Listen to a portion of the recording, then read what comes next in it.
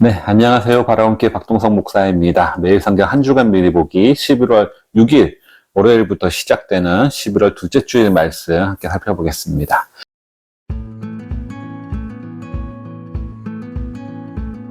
이번 주 매일 성경 본문은 욥기 3장 1절부터 9장 16절까지입니다. 욥기는 시편, 잠언, 전도서와 같이 시가소로 분류가 되는데요. 즉 그 말은 욥기가 시로 쓰여졌다는 거죠. 운문체로 기록되어 있다는 의미입니다. 그래서 욥기 1, 2장은 사문체로 기록되어 있고요. 이번 주부터 읽어나갈 3장부터 41장까지는 운문체로 기록이 되어 있습니다. 그리고 나서 42장은 다시 욥기가 사문체로 기록이 되어 있습니다. 따라서 욥기 1, 2장은 배경 설명이고 3장부터가 이제 본격적인 시가 기록이 있다고 생각하시면 되겠는데요.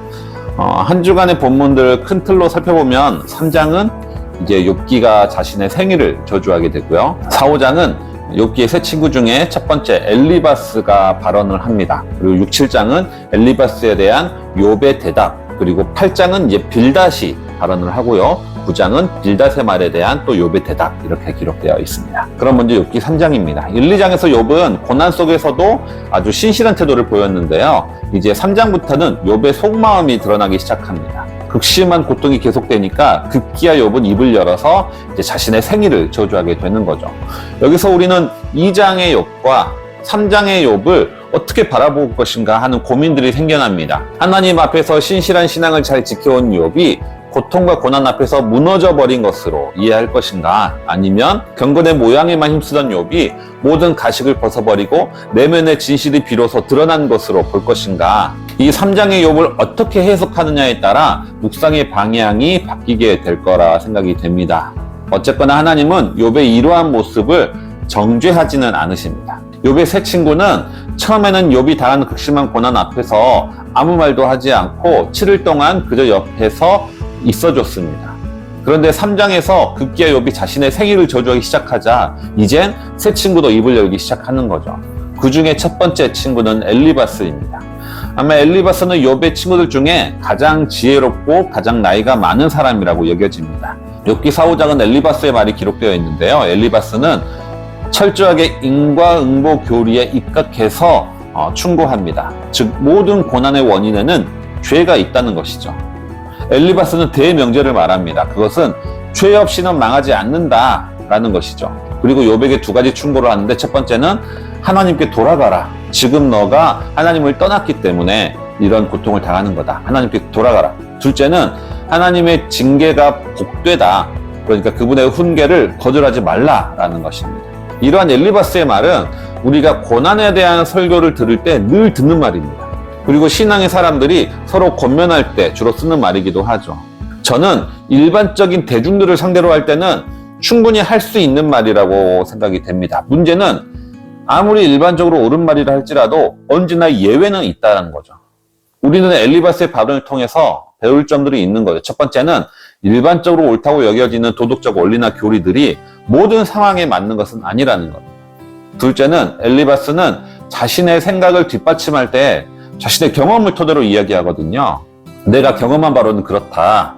내가 계시를 들은 경험이 있는데 그렇다라고 얘기합니다. 하지만 그것은 엘리바스 개인의 경험인 거지 욥에게는 상관이 없습니다. 나의 경험이 곧 진리는 아니라는 거죠. 나의 경험으로 타인을 판단해서는 안 된다는 겁니다. 욥기 6, 7장은 이 엘리바스의 말에 대한 욥의 대답입니다. 그 중에 6장은 욥의 친구들을 향한 대답이고요. 7장은 하나님을 향한 탄식이죠. 친구들을 향해서는 절망한 자의 말에 꼬투리를 잡는다라고 하선을 합니다. 처음에 엘리바스가 욥의 죄를 지적하게 된 계기는 욥의 생일 저주를 듣고 나서입니다. 그런데 욥의 생일 저주는 이 절망한 자의 발향과 같은 말일 뿐이라는 거죠. 고난이 극심하다라는 고통의 표현인 거라는 겁니다. 그렇다면 욥이 당하는 고난을 먼저 헤아릴 줄 알아야 되지, 오히려 욥의 말에 꼬투리를 잡아서 책망한다는 거죠. 7장에서는 욥은 하나님을 향해서 나를 지켜보지 말라, 제발 나를 내버려 달라, 이렇게 하나님께 탄식합니다. 욥은 자신을 향한 하나님의 시선을 느끼며 살아가고 있었습니다. 그래서 그는 평소에 항상 완벽한 행실을 하려고 노력했고, 고난을 당했어도 최소한 겉으로는 범죄하지 않으려고 노력했습니다. 그러나 극심한 고난 앞에서 결국 욥은 3장에서 하나님의 불량한 말을 하고 말았던 거죠. 그는 그 죄책감으로 인해서 하나님 이제 나를 그만 지켜보십시오. 제발 나를 떠나달라. 이렇게 요청하고 있는 겁니다. 하나님이 늘 우리를 지켜본다는 사실은 우리가 이 땅에서 도덕적으로 살 수 있도록 도와주는 역할을 하기도 합니다. 하지만 그와 동시에 우리는 하나님을 그만 멀리하고 싶은 마음이 동시에 생겨나는 거죠. 시편에서도 한 시편 기자가 주의 영을 내가 떠나 어디로 피하리까 라고 얘기했던 것처럼 우리는 최대한 피하고 싶은 마음이 생겨나기도 합니다. 특히 욥처럼 하나님 앞에서 죄를 지었을 경우 우리는 하나님을 피하고 싶어 하는 거죠. 하지만 하나님은 이러한 욥을 절대 떠나지 않으십니다. 여기서 우리는 우리가 하나님께 하는 고백, 늘 우리와 동행하여 주십시오라는 고백이 사실은 진실이 아닐 수 있다는 것을 느끼게 합니다. 내가 필요할 때는 주님이 있었으면 좋겠지만 내가 내 마음대로 하고 싶을 때는 약간 떠나주셨으면 좋겠다라는 마음이 사실 우리의 진심일 수도 있다는 거죠. 욥의 대답을 듣고 이제 두 번째 친구인 빌닷이 나섭니다. 8장에서 빌닷의 말인데요. 빌닷의 전제는 하나님은 의로우시다라는 겁니다. 따라서 죄를 지었으면 하나님이 벌하시는 것은 당연하다라는 논리죠. 엘리바스의 인과응보 교리를 그대로 다습하고 있습니다. 빌닷은 하나님이 공의로우시다는 증거를 두 가지를 말하는데요. 하나는 조상들의 경험, 그리고 하나는 자연의 법칙입니다. 그렇게 빌닷은 욥에게 하나님의 자비를 구하라고 충고합니다. 그렇게 하면 욥을 다시 회복시켜 주실 것이다 라는 말이죠. 이러한 빌닷의 말에 대한 욥의 대답이 이제 9장입니다.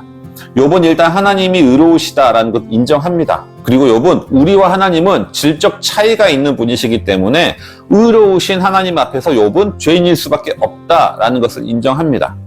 그러나 이 욥이 죄인이라는 뜻은 하나님의 질적 차이가 있다라는 의미인 거지 욥이 도덕적으로 죄를 저질렀다라는 말은 아니라는 거죠. 그냥 인간의 한계성에 의해서 죄로 규정될 수밖에 없다라는 욥의 대답을 9장 전반부에 하고 있습니다.